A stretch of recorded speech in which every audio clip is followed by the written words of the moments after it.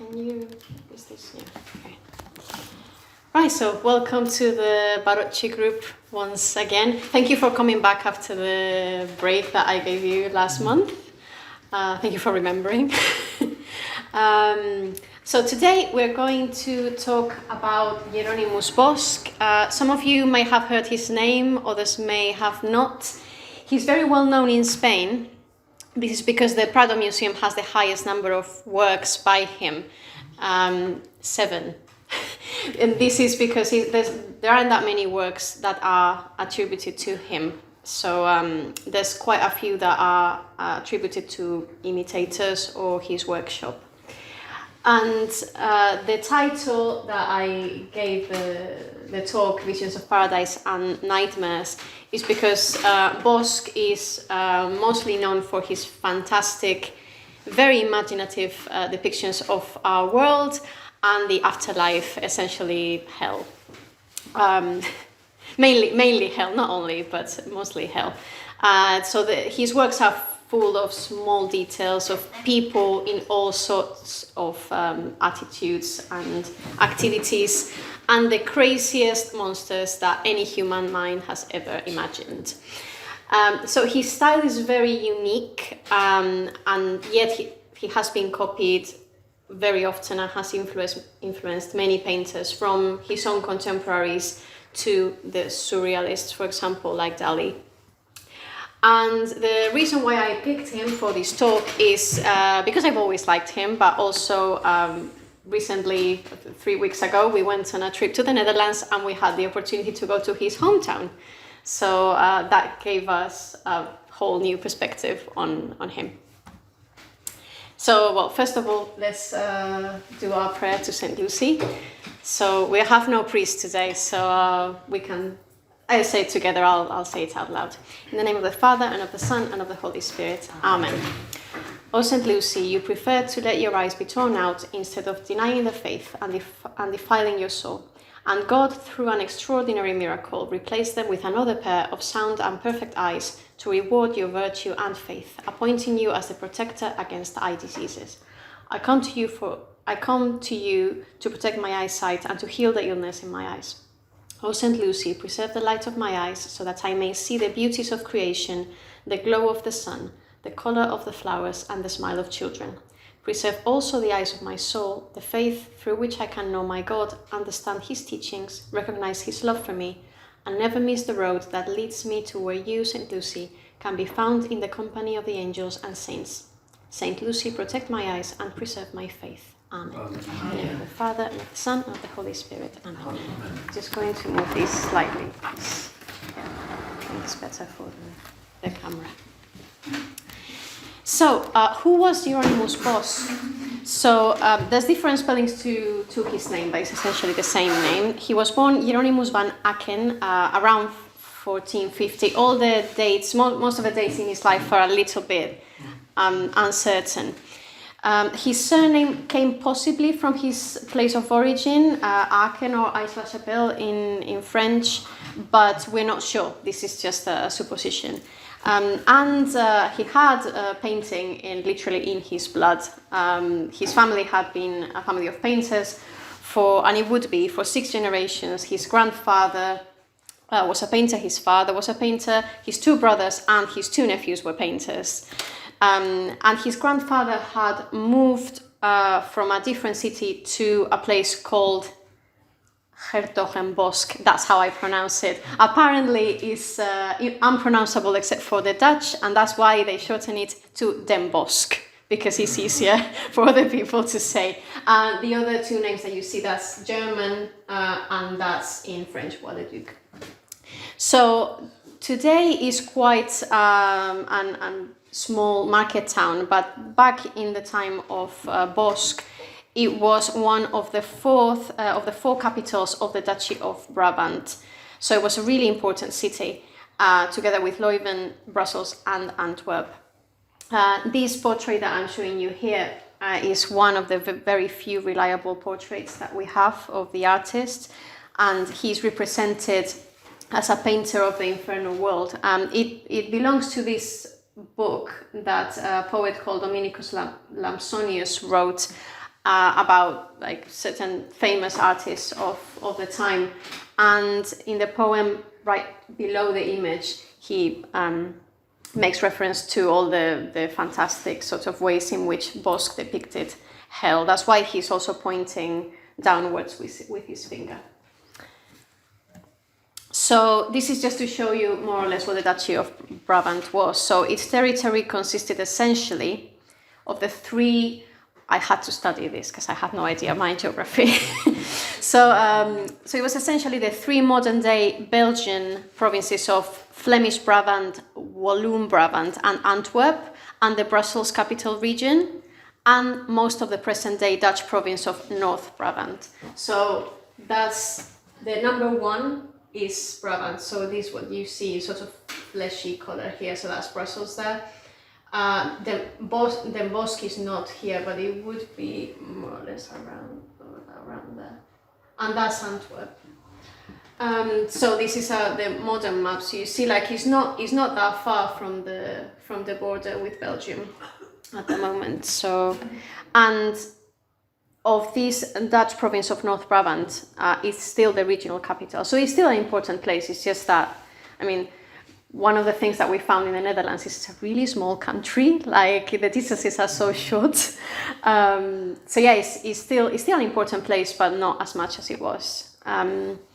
So yeah, and I just brought you this. It was a really nice day when we got there. Then it started raining like crazy, but it was really lovely. It was also market day, so it's a really lively market town, and it's very well kept. It's really nice. It has lots of lovely corners like that archway there. And this is the Den Bosch Visitor Center. The building is called the Moriaan. I'm not sure what it means. I did look for the meaning. I actually don't know what it means.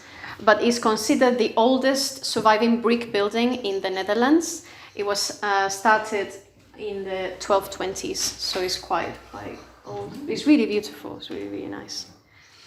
And other beautiful buildings that are not medieval but are from the 19th century, so of Art Deco sort of style, and it's also really lovely. You might recognize the photographer here taking a photo of that building. So yes, in this photo you can see that it was raining a lot when I took that photo. This is the statue that is in the market square of Bosch. So his father, Antonius, bought a house in the Markt, or the market, in 1462, which was known as Saint Anthony's. We don't know if he gave it the name because of his patron saint, or it was called like that before. He had two brothers and two sisters, so the two brothers would also be painters like him. And this house allegedly still exists, and it's now the House of Bosch. It's an interactive house museum. And I say allegedly because although the house dates from that period, I don't think there is absolute certainty that it's precisely his house. But still, it's the best place to have his museum. So he presumably learned his trade in his father's workshop, as did his brothers. And his nephews afterwards would keep that workshop open until 1523, and afterwards the house was different things. But it was quite remarkable that the house, actually I think in 2016, the houses next to it on both sides collapsed, and miraculously this one survived. I think that's why they said, oh, it's the House of Bosch then. But like it's quite remarkable that one particularly survived, and actually it wasn't structurally sound at all, so it's quite it's quite maybe it was his house, and that's why miraculously didn't collapse. So he married, again the dates are not certain, he was married either between 1477 and 1481, we don't know exactly when. His wife was a daughter of a rich tailor and had a bigger house, so he moved. But it was also in the same market square. It was actually quite near the Moriaan, the brick building we've seen. And sadly, they had no children. So he was a member of the confraternity of Our Lady, like his parents and grandparents were before. And this confraternity was dedicated mainly to the veneration of Our Lady, but also to the care of the poor and the development of art and music. They had a chapel in St. John's Cathedral, which we will not see the chapel itself, we will see the photos of the cathedral. And they had a meeting house, which at the time wasn't this one, because this one is a little bit more modern. It was built in 1847 in Neo-Gothic style. But this was their meeting spot since 1483, actually. And funnily enough, William of Orange was also a member. So that's quite like, he was a Protestant, but he was a member of the confraternity of Our Lady. It's one of those things. And exceptionally, he was a sworn member just a year after becoming a member. And this was quite unusual because the sworn members were like sort of higher ranked in the confraternity, and they were picked amongst the nobility and the clergy normally. It wouldn't be someone like an artist, like becoming a sworn member, at least not that soon. But he must have been quite popular and also quite a very good artist and well-known artist back then. So this would give him an important social network, especially for clients, obviously. But he wasn't socially active outside of his work. He kept a very low profile. He was very socially reserved, and he never traveled anywhere. Like he'd never left his city at all. So all the things that he would get, like for example, all the animals that we see in his paintings that we'll see later, well, some of them are completely made up, but the ones that are actually close to reality, you kind of wonder how on earth, if he had never traveled. Well, he would have had access to prints, to books, and it was a market town, so there would be like lots of people coming and going, and lots of the members of the confraternity would travel, and he would get lots of information from them as well. One thing that he did do was listen and observe. That's what he did. Maybe he didn't talk much, but he did listen very well and very carefully. So yeah, but it's interesting that he never considered moving to Antwerp or Brussels, which were bigger cities and more artistic centers, rather than Den Bosch was an important city, but it wasn't important culturally. Like there were no big names in terms of artists, but he just preferred to stay there, and his fame rose, and he got commissions from all over the country. That's when he started signing his works as Bosch or Hieronymus Bosch, because it was easier to remember where he came from. So this is St. John's Cathedral, and it's a beautiful example of Gothic architecture. It's absolutely stunning. And especially the walls, I just find them so beautiful. The organ apparently is one of the most important in the Netherlands. It was built in the 17th century and later expanded, but it's really, really impressive. And this wooden image of Our Lady was found in 1380. I'm not sure when it was made, but it was found in 1380 under a pile of rubble in between the construction, because there was a previous cathedral, and when they were building the new Gothic cathedral, they found this image under a pile of rubble. And it has been venerated since then as a miraculous image, and it still is a place of pilgrimage today. And this is the image that the confraternity of Our Lady would venerate and look after. So probably Bosch prayed before this image, which is really cool. So onto his works now. So you have some of the adjectives that have been used on his works or on his own person, including the big one, which is heretic. Not at the time when he was alive, but afterwards. And this, you shouldn't be seeing this. That should have been an animation, but anyway, I forgot to put that on, but anyway, it's fine. But the biographical and the historical information that we have about him give no sign of him being a heretic. On the contrary, what he was, this is when these two things should have come together. What he was a religious moralist and satirist. Like I said, he listened, he observed the behaviors of the people around him. Both was clergy, peasants, merchants, nobility, he didn't care. And it was also related to the Devotio Moderna, which is like this modern devotion, like spiritual movement that had started in the Netherlands and West Germany in the previous century as a reaction to this certain relaxation of monastic life and the lack of moral virtues, mainly among the clergy. This also would have an influence later, like in the Reformation and stuff, but this, within the Catholic Church, it stressed the importance of methodical personal prayer, examination of conscience, and the simplicity of life that mirrors the life of Jesus on earth. And not only for monks and nuns, but also for lay people. And it would have an influence on authors such as Thomas de Kempis, the Imitation of Christ, the author of the Imitation of Christ, and St. Ignatius Loyola, that would go to write the spiritual exercises. And even Erasmus, I think, as well. So, yeah, I was hoping to have a priest here to actually correct any wrong things that I said about this, because I wasn't very sure.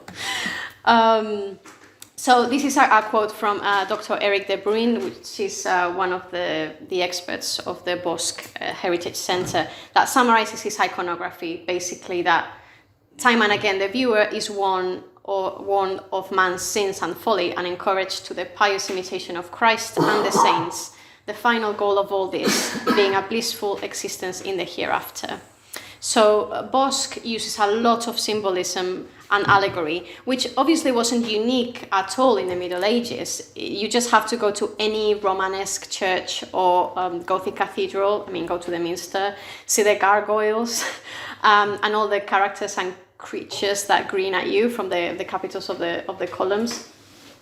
But Bosch's imagery is particularly enigmatic for the modern viewer, and that's the reason basically why he's so famous, and he's so his style is definitely very unique. But we need to have take into account that what we can't interpret or don't know how to interpret now, a 15th, 16th century viewer would probably have been able to interpret. So there are some meanings that can escape from us now that probably would be quite obvious or quite normal back then. And after his death was when his fame rose even more. So he was some people were calling him a heretic, but other people were absolutely loving his style. Among them, Philip II of Spain. He was one of his most enthusiastic collectors, and that's why most of his paintings are in Spain, because they belong to the royal collection. Sorry. So I brought paintings mainly from the Prado and from El Escorial, the monastery in the town where I used to live, my parents live. And this is a selection. So we don't know works from the first few years of his life as a painter, actually. And all the dates that I'm giving you have to take them with a pinch of salt, because he never dated any of his works. So, and experts can only go so far. They can sometimes just give you a sort of what you call like a bracket of years, but we don't really know. So this is the adoration of the Magi. So obviously pretty straightforward sort of message, the universality of redemption. But there's lots of stuff to look at. In the right and left wings, we see the donors. It was a rich couple from Antwerp, sponsored by the patron saints, Saint Peter for him and Saint Agnes for her. That was very common in triptychs. So that was any work that has a donor normally has the patron saint with them. So that's quite normal. But who is that at the back? Do you know who that is? So you look at the central panel. Where is Saint Joseph?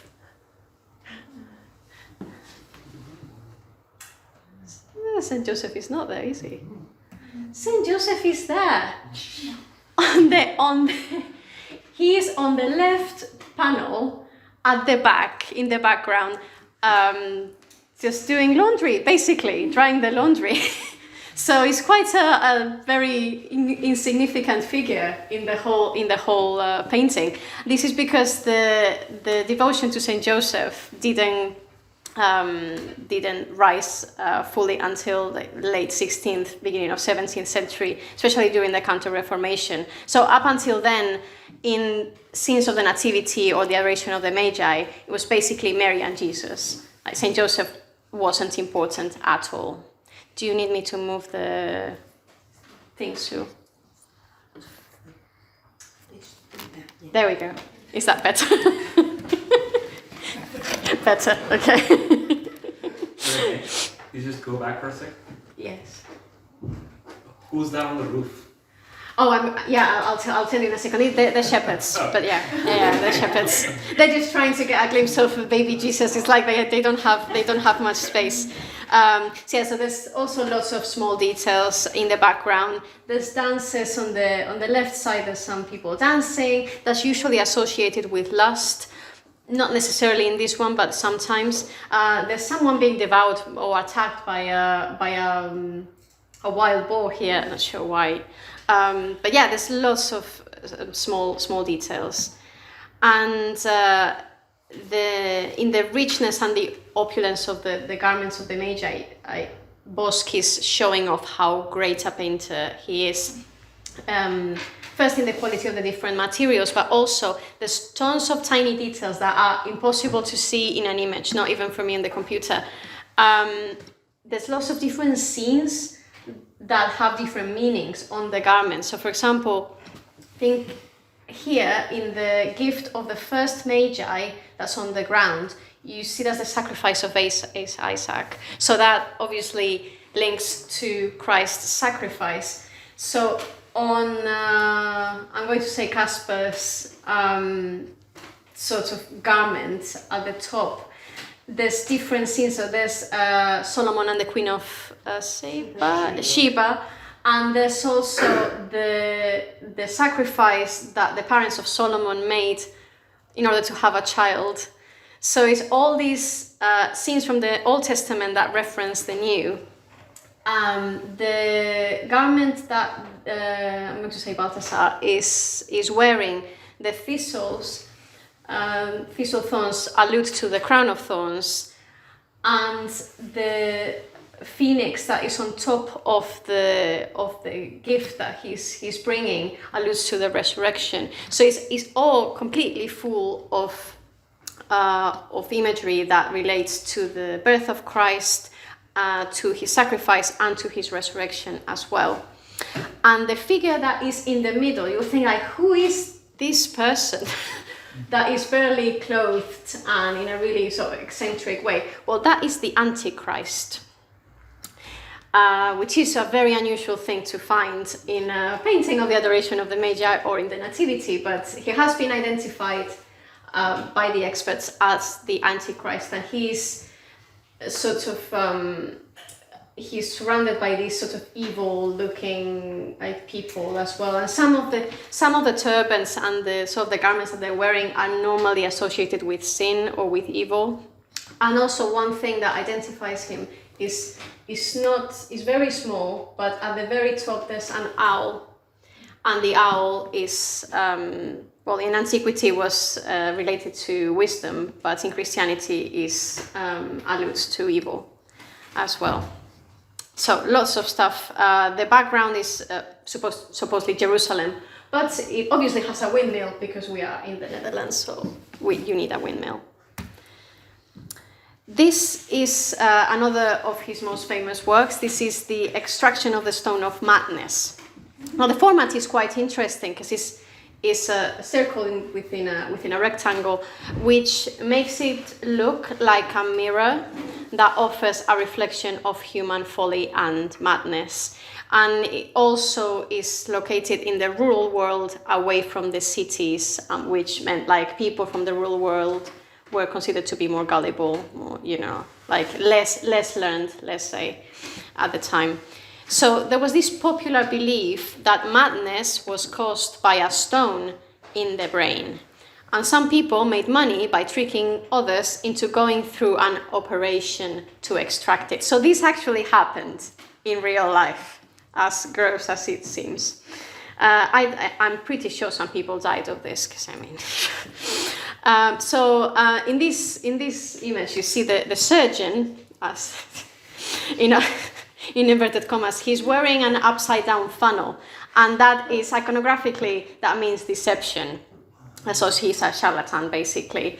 Also, the woman with the book on her head, that alludes to ignorance. So she's not reading the book, she just has it on her head.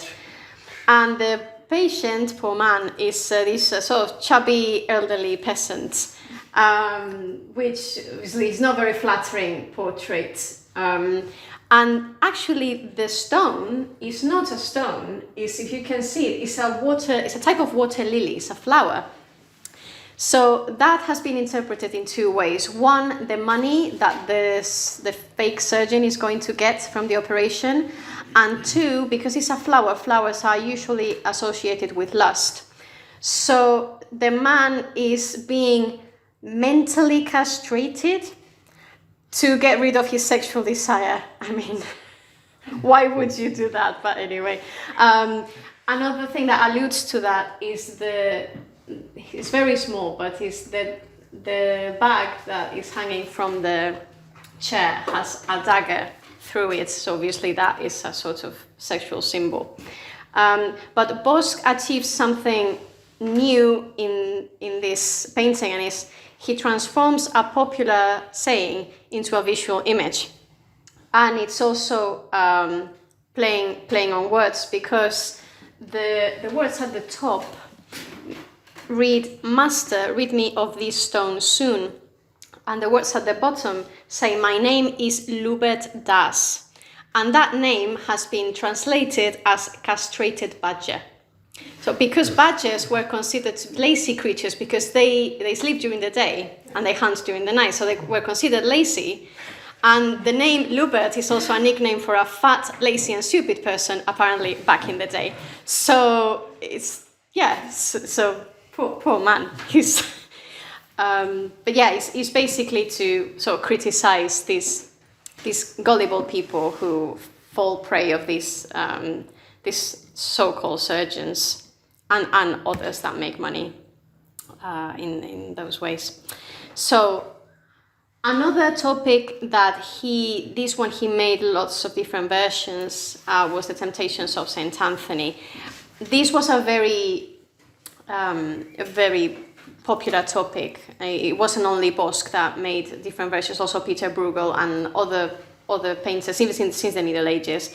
Also, it was an episode of the life of Saint Anthony Abbot, which was particularly good for a painter's imagination, because he was like sort of attacked and tempted by these horrible devils. And obviously, for someone with the imagination of Bosch, that was an amazing opportunity for like creating all these weird devils and monsters. So the two interesting things about this particular version, which is probably the highest quality one that he painted, the devils are actually preparing the attack. They're not attacking him yet, but they are like, they're carrying like ladders, they're like sort of defending themselves with this sort of shield. They're like coming to get him like through different sides. This one is about to strike the poor pig, which is like the symbol of Saint Anthony. And the second interesting thing is like he's not like taking any notice of them. He's not even reading his book or kneeling or praying. He's just contemplating. He's just completely lost in thought.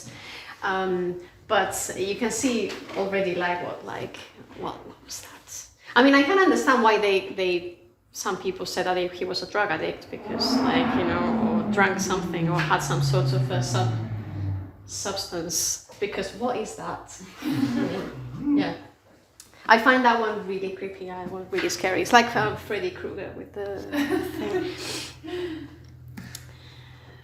So this one is one of the Prado Museum's jewels in general in his collection. So it's the table of the 7 deadly sins, and it is a table. I think for many years it was displayed on the wall, and then when they did a whole refurbishing of the Prado Museum, they have it as a table now, because that's how it should be. So we don't know exactly who commissioned this or what for, but it's definitely unique. There's no other work like this. So you see there are two bands of text at the top and at the bottom. The texts are from Deuteronomy. The first one, the top one says, "For they are a nation void of counsel, neither is there any understanding in them. Oh, that they were wise, that they understood this, that they would consider their latter end." And the text at the bottom says, "I will hide my face from them. I will see what their end shall be." So basically, this is a reflection on how humanity has fallen away from God's path, and how they are engaging in all these, the 7 deadly sins, basically, and all these sinful behaviors, and how that is going to have consequences, how that is going to end for them. So there's 5 circles in the composition. The center resembles like a huge eye, or a concave mirror as well, it's been said, and it has Christ in the middle. We'll see what the words say later. He's depicted as a man of sorrows coming out of the sepulchre. And it basically is urging man to follow his path. And then the bigger circle around him is divided into 7 scenes with the 7 deadly sins, each identified by an inscription. So even though there is like symbols and allegories, but they're very easy to identify. So immediately below Christ, so you see just here immediately below, which is interesting because normally you would have as the center, because like if you follow like the words and the figure of Christ, you would start from the bottom and then work your way around. And normally the sin of pride is the one that is considered to be the root of all of the others, but in this case he has put anger first, which is interesting. Maybe it was a personal conviction, maybe it was the personal conviction of the person who commissioned this, we don't know. So the fact that this guy has a table on his head means he's being foolish at engaging in all this angry behavior. The woman is trying to restrain the other guy. This pride is this woman looking at herself in a mirror with all that jewelry. But if you look at the mirror, it's being held by a demon that is disguised as a maid. So it's quite funny. Then you have lust. Always when a joker appears, that usually has some connotation, like sexual connotations. Also the instruments, like music, like non-religious music, usually in paintings also had alluded to lust. And then in sloth, or as it's in Latin, acedia, is this man who is just sitting by the fire. This lady is trying to bring him to pray the rosary, and he's like, I'm just staying here. Gluttony, pretty obvious. All these people who are clearly eating or drinking too much with no control whatsoever. And the father is giving a really bad example to his child. Avarice. Here you see this, some sort of magistrate is accepting a bribe from this person on the right, whilst he's also talking to this other one who also has quite a fat bag of money. And then envy. See, this couple here are clearly jealous of the falcon that this other gentleman has, and these 2 dogs are fighting for a bone. So even the man has a bone in his hand, so it's kind of like the man is like the dog, he's just like barking about this falcon that this other person has. And then finally the words in the center of the eye is cave dominus videt, so beware, the Lord is watching. So the Lord is watching all of this.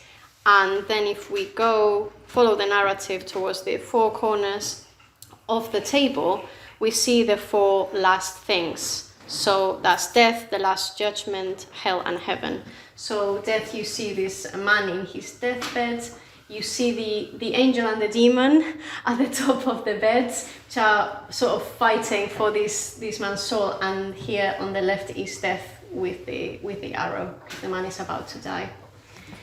Then in the last judgment, pretty straightforward, all the dead coming out from their graves, and each will go to where his or her actions take them. So this is hell. So in hell here we already see a few like funny monsters, but every deadly sin gets a very specific punishment, and they're all identified. It's very small to see all the details, but for example, in Lust, they see these two people are in bed, but they're being attacked by all these demons. This Gluttony, you see this man sitting at the table, and there's a demon sort of restraining him. He can't leave the table, and he's being served all these frogs and horrible reptiles to eat.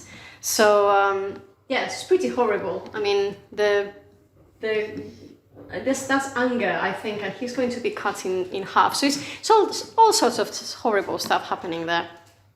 And then in heaven, obviously, it's all blissful, all bliss and light. There's still this sort of frog-like demon trying to get the soul of this woman just back, like, no, come. And St. Michael is just like striking it.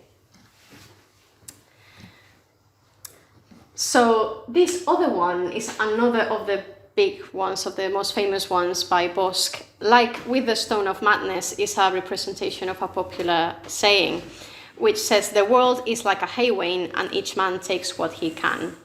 So that was the hay wain triptych. There's there's several versions of this. This one is the Prado one, but there's another one in El Escorial, so we're a bit greedy. So this is the outside of the triptych on the left, and the outside of triptychs, particularly with Bosch, but in general, is usually as important as the inside, because the narrative sort of follows from outside to then inside. We have to think that now we see triptychs in museums. We're not allowed to touch them, we're not allowed to close them or to open them, but they were for usually either for altars or for private devotion. You would open and close them. That was the whole point of it. So this is sort of a peasant who is walking the path of life. He looks quite old and weary already. He has managed to avoid the dangers. We see the dog that's trying to attack him, the brigands, these people dancing here. Like I said before, dancing is usually associated with lust. And he's about to cross the bridge, and you can see certain despair on his face, like he doesn't really know what to expect on the other side of the bridge. He just knows he has to keep walking. And the only reference to God here is on the tree. There is a tiny micro chapel, and there's a little cross, believe me, because you can't see it. I can't see it either. I think I could see it at home when I really zoomed in the Prado Museum website, but it's really, really small. But nobody's taking notice of the cross. Everyone has forgotten God. And then on the inside is when you come to the main topic, which is sin, like in the Seven Deadly Sins table. So on the left you have the origins of sin, which on the left wing, I mean not on the left of the image, but on the left wing of the open triptych, you have the origins of sin. So from the creation of Eve, from the falling of the rebel angels at the very top, to the creation of Eve, then the fall, and then the expulsion from paradise. And interestingly, you can see the evil angels are transforming into horrible monsters as they fall. So that's quite. It's a very dynamic composition. And in the center panel represents the world. It's basically humanity being dragged along by sin. Apart from that proverb that says that the world is a haywin and everyone takes what they can get, it also alludes to a verse from Isaiah 46, that says, "All flesh is like grass, and all its glory like the flowers of the field." So we have the old vanitas theme here. So obviously all the how all this glory, all these pleasures are vain and are nothing. And you can see the people are from all walks of life, all different classes of society are trying to grab a handful of the hay, including the clergy. Like, the clergy is heavily criticized in Bosch's works. Like, I think they get the worst part, probably because they are the ones that you would expect most from. So, like, he really has a go at them. And they will stop at nothing to achieve their aim. I mean, you see, for example, in the middle, you see this woman is so attacking, about to strike this man with a jar, because, you know, she wants to get to the hay, and this other monk is trying to restrain her. This man just below is murdering someone, is cutting off his throat. Like, so you see again is there's allusions to anger, there's also allusions to gluttony here. This really sort of chubby monk like getting drink from this nun. There's also allusions to lust. There's sort of a bit of everything. Again, lust is actually, I think there are also other mentions of it, but at the top of the hay wain, you see again these couples sort of in the sort of semi-hiding in the bush. You see again the profane music, and none of these people notice the devilish figures that are driving the hay wain, and they're leading them straight to hell. So again, like really weird monsters, but they're all demons. And also daily life is sort of seen taking place, like this man with children, and it's like all these sorts of normal things going on as well. And then you have the crowd following the hay wain, which has the Pope, the Emperor, the King of France, because he has the fleur-de-lis on his crown, and a duke that is wearing a Burgundian headdress. So nobody was getting away from this. And the only one that is looking at heaven is angels looking at heaven in despair, and Christ the Redeemer at the top is watching. So again, is the same with the table, is the Lord is watching you, is watching all your behaviors. And on the right, you have, again, hell. Also, it's hell in the making, because there's a lot of construction happening here. All the fire that you see, obviously, the Divine Comedy could have been an influence. He would have never been to Italy, but copies of the book could have got to him, obviously. But also, something that influenced him was a terrible fire that happened when he was a boy in the city. Apparently it was horrendous. So that must have had a very profound impact, because he literally saw people dying, people falling from the buildings in flames. So, and there's all sorts of horrible tortures happening here. So I just went through the image and just got snapshots to show you. It's really weird. It's very, very weird. We get to his most famous work. It has been studied, copied, served as inspiration for centuries until today. Tons and tons and tons of books have been written about this. And yeah, like if you spend long enough in front of this, it really can get to your head, quite literally. Like, I literally have it here. So you can't really see it because it's very small, but it is there. Bought that in the Prado Museum many years ago. So this is his most complex and enigmatic creation. It's essentially the same message, a very similar message to the hay wain, but in that one it's much more clear and explicit. So if we go to the next slide for a minute, this is the outside. So the outside is all in grey, so it's massive contrast when you open it. So you wouldn't have that now because it's always open in the museum, but like at the time, imagine like someone like seeing all this grey and then all of a sudden opening it and seeing this absolute explosion of colour. So on the outside is the third day of the creation of the world. So see, the world is still flat with the heavens above it. And the third day is when the waters were separated from the earth. So God the Father is at the top left, that little figure there is God the Father. And the two inscriptions that you see at the top in Latin, they say, for he spoke and it was done, and for he commanded and they were created, from Psalms 33 and 148. So if we follow the narrative, then we have sin, starting with the fall, again, from the left panel. But the fall is actually not depicted. And it would be, actually, is basically paradise, but it's not even the creation of Eve, it's the introduction of Eve to Adam, which is very unusual. This is not something that you will see in other works. It's usually when God is taking Eve from Adam's side, but not when he's actually presenting her to him. So this has been read as an allusion to the institution of marriage. But then in the middle, you have like a false paradise that's been given over to the sin of, mainly to lust. So this one, although it deals with sin in general, but it's mainly lust.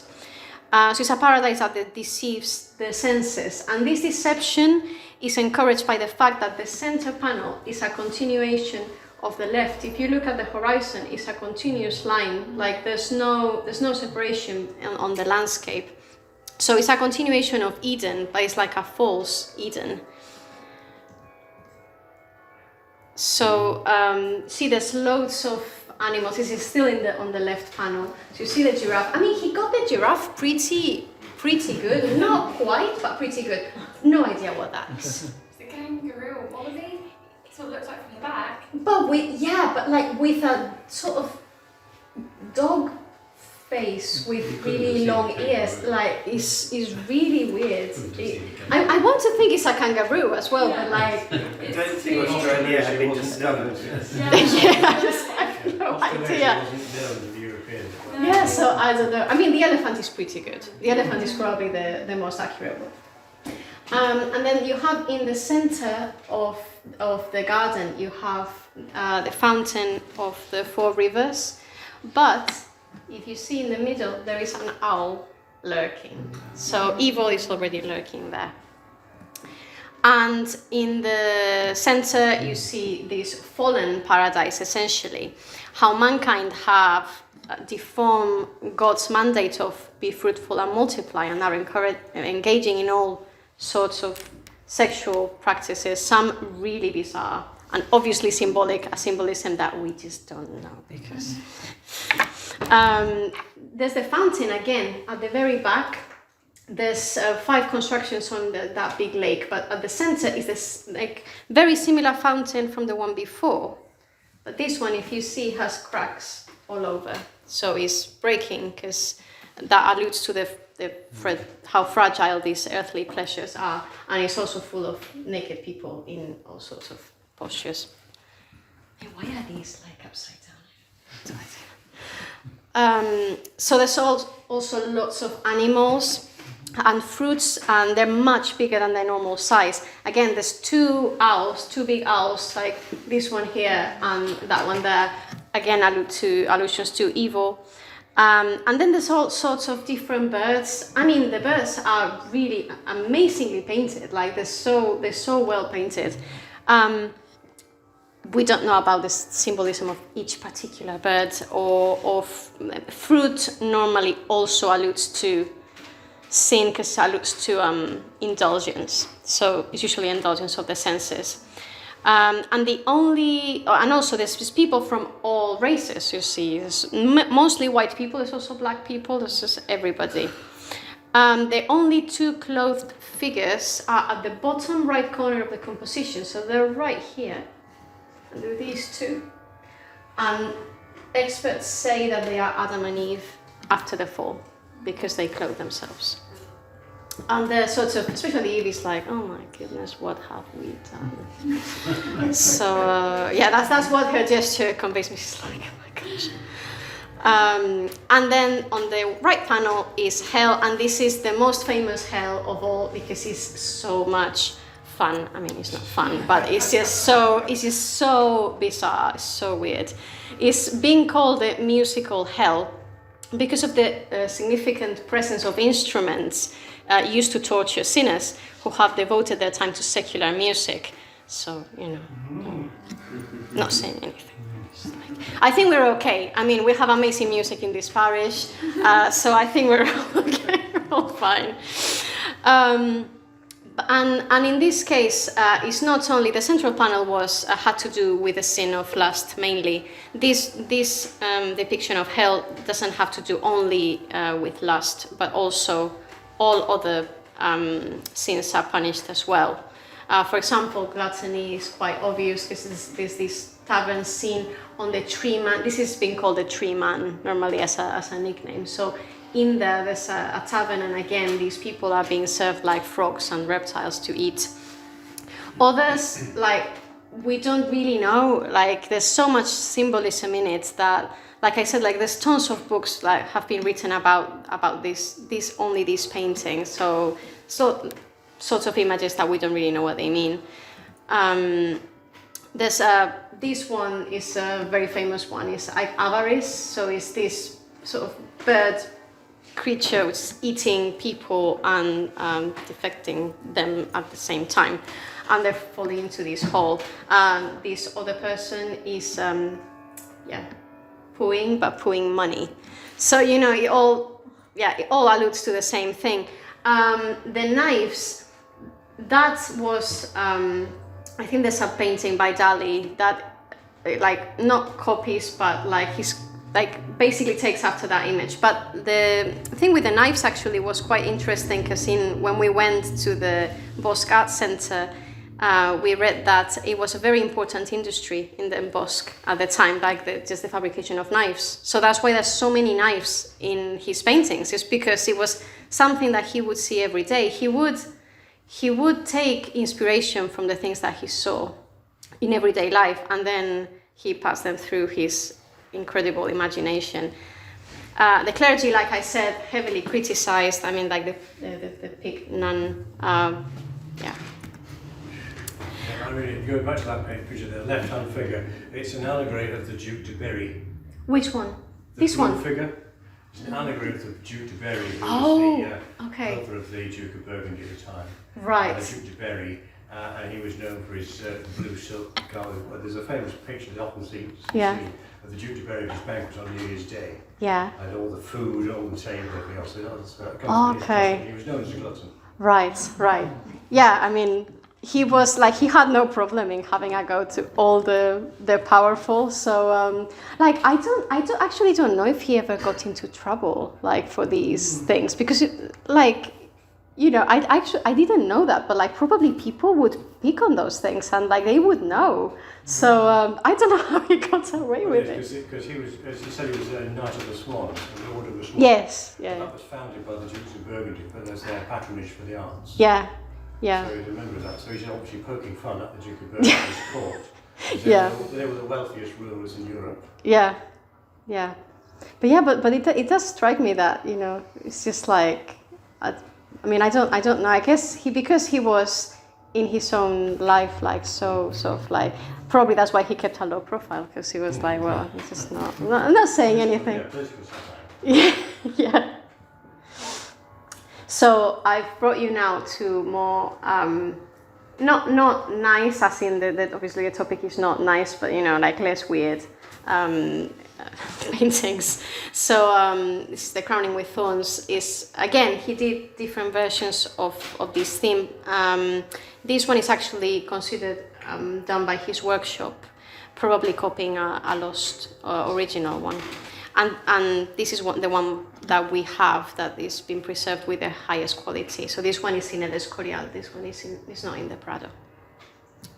So Christ looks sort of at the viewer.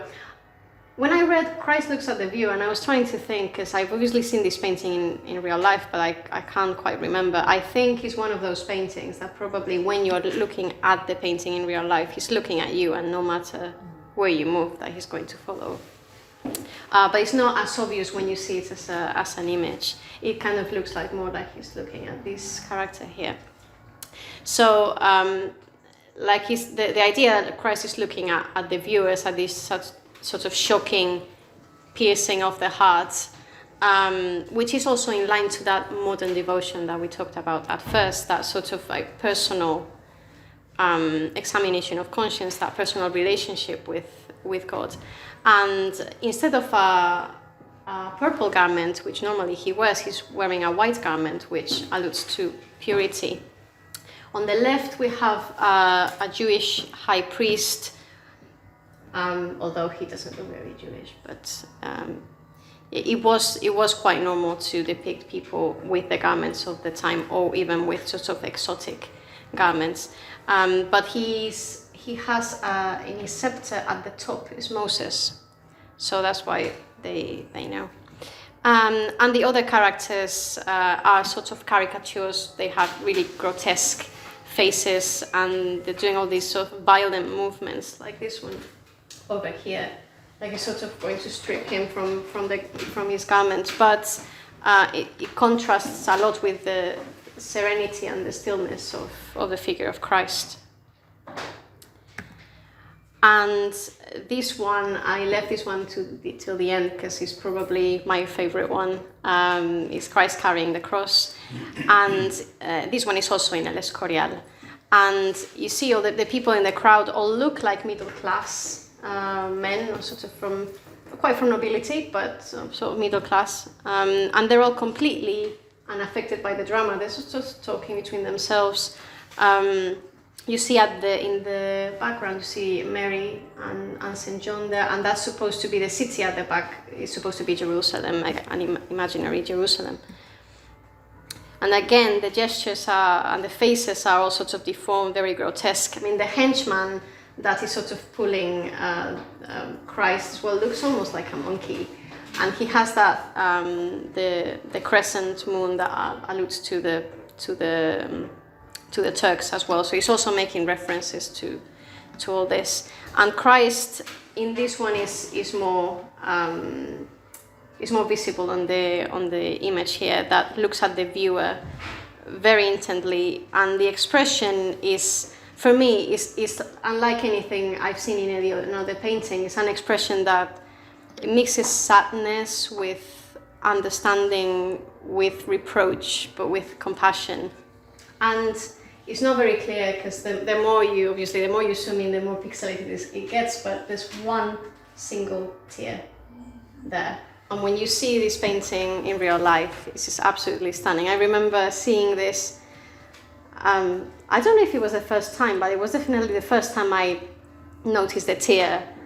And I remember I just stood there hoping that nobody else would notice, but I was almost in tears myself and praying, because I had this feeling that with that one single tear, Bosch basically was saying Christ had in that tear all the pain of humanity. At least that's what it suggested to me. So he died in 1516. There was in the summer of that year there was an epidemic of some illness similar to cholera in the city. We don't know exactly the date of his death, but his funeral took place on the 9th of August. And the location of the tomb is unknown. It was probably in the cemetery of the church, the Cathedral of St. John, which was accessible through the north transept. This is the door of the north transept, and now all that's left is a plaque that alludes to him, but his body is not there. Because I think there was some refurbishment in the church. Don't know if it was 19th century, they moved all the bodies and they just don't know. Were you going to say anything, Adrian? Oh, okay, sorry. So just to show you, this is the Hieronymus Bosch Art Center. That's the former St. Jacob's Church. It's not a church anymore. And together with the House of Bosch, that house museum, I didn't take any pictures in that one because it was all very dark and there was no point. But this art center is really amazing. I mean, the church itself, or former church, is really beautiful. But they have high quality copies of all his known works, and you can touch them, you can close them, you can open them, and it's actually amazing. It's really, really good. I mean, the quality of them, like you almost believe that they're real. Is amazing.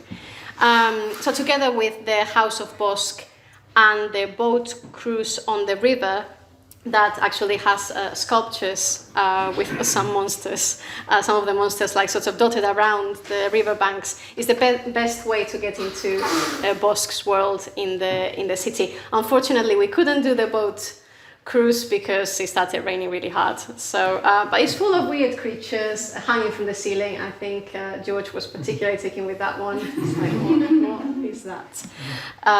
So yeah. So this is what it looks like. This is from the organ, from the choir loft. So it's all sorts of some sculptures of some of the monsters around, but see those like all his paintings. That's the Garden of Earthly Delights back there. It's all like real size as well. And and at the bottom there's even a recreation of his study where you can see the master himself, and I'm just giving him some tips there. So yeah, thank you very much. I hope you enjoyed it.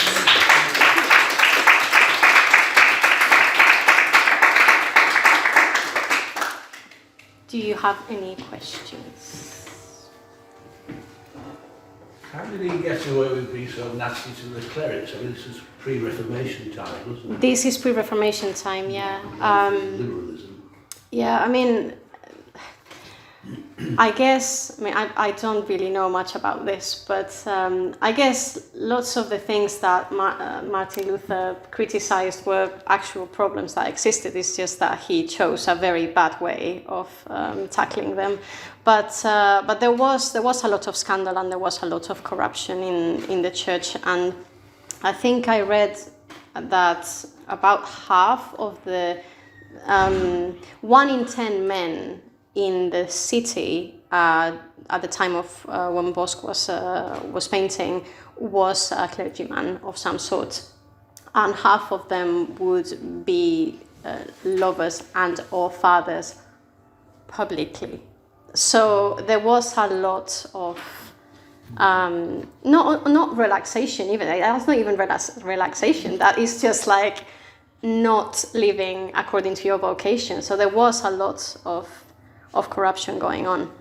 But yeah, like he died in 1516, so he died previously to all the troubles happening. But yeah, I don't know how how he got away with criticizing the clergy. I mean, the same way he got away criticizing the nobility. I could answer that actually. It's penitential.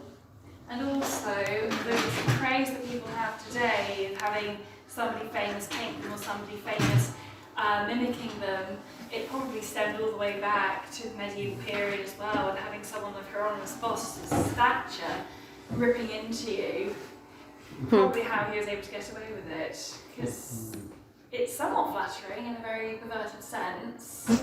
Yeah. Well, it's like in the modern world with spitting image in the 1980s. Yes. MPs and politicians thought they'd made it when actually they were being satired on the spitting image. Yeah. When did the paintings arrive in Spain? I'm interested by this.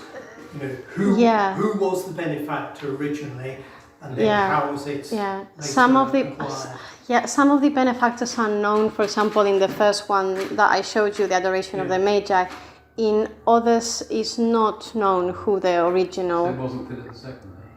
No, not originally. Well, Philip II bought most of the paintings afterwards. I think it was 1570s that he bought most of the paintings. Yes. After, because he was already quite famous in the duchy and outside of the duchy, like in the Netherlands at the time. But then when he died, he got more international fame, and I can't remember who. There was someone, I think. Gosh, this is why I always say I'm an art historian. The history bit is the one I struggle with. I hate dates and I hate names because I can't remember. But I think Philip II bought most of the paintings from other noblemen that had them before. The original commissions, for most of them, there's just not known. So it was that area of, it was northern Burgundy. Yeah. We actually then became through when the Burgundian line died out. The daughter of the last duke was married to Maximilian, who became Holy Roman Emperor, and his son was Charles V. Yes. Who then became first of Spain. Yes. And so that area then became Spanish Netherlands. Yeah. I think there was So there's a connection there. Yes, and there was one particular painting, and I think it was the extraction of the Stone of Madness that was commissioned by Philip the Fair, which was the father of Charles. So so that one we do know he commissioned it, and that's how he would go afterwards to Spain. And then there was someone else who had some of the paintings, which was, I think it was an illegitimate son of Philip, who was high clergy, and then from him Philip II bought some of them, including the Garden of Earthly Delights. So yeah, I think there's 7 works by him in the Prado. Some others which are workshop or copies, sort of shortly after his death, also in the Prado, and then there's 2, I think those 2 in El Escorial, and that's it. But that's the biggest concentration then of works by him. Then you have in the US, you have in Vienna, you have in the Netherlands as well. So yeah. I think you sold the Prado to us. I think it's the greatest museum in the world. I went for several days a couple of years ago, and it is amazing. It is, yeah. I mean, I can't say it because it's in my city, so I'm not allowed to say it. It makes me slightly take issue when you say the face is grotesque. I looked at some of the other pictures, not the Bosch, but the crucifixions, the people below the crucifix. I mean, they are medieval faces. Yeah.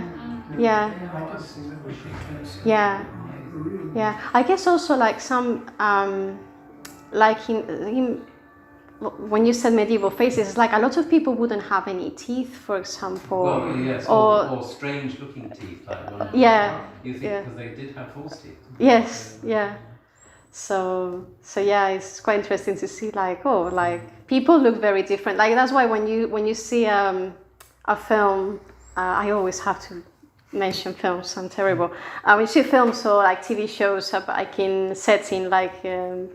I don't know, 16th, 17th century, and all these people are so good looking with like a white teeth, and you're like, yeah, sure, yeah. I mean, you see, like I've never watched the Tudors, but the Tudors was really big in Spain. I was like, oh, have you seen this? Like, no, I mean, it's all these really good looking people dressed in ridiculous costumes and having sex all the time. I mean, this is just not like, no. And like Henry VIII definitely didn't look like Jonathan Rhys-Meyers. It definitely didn't. So probably they looked much more like the paintings than the TV shows.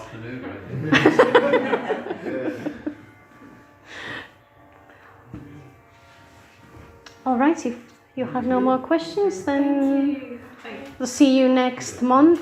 And what's next? I'm actually going to. I guess this is what you get when you get me, because I'm Spanish and I just tend to.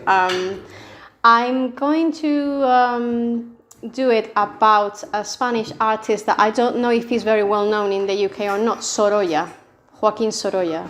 It was the Rose knows him.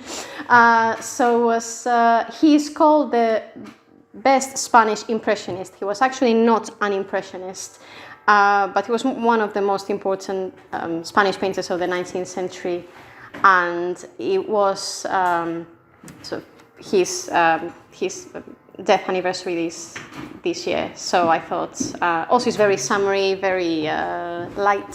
So there's an exhibition of his at Tate Britain just before lockdown.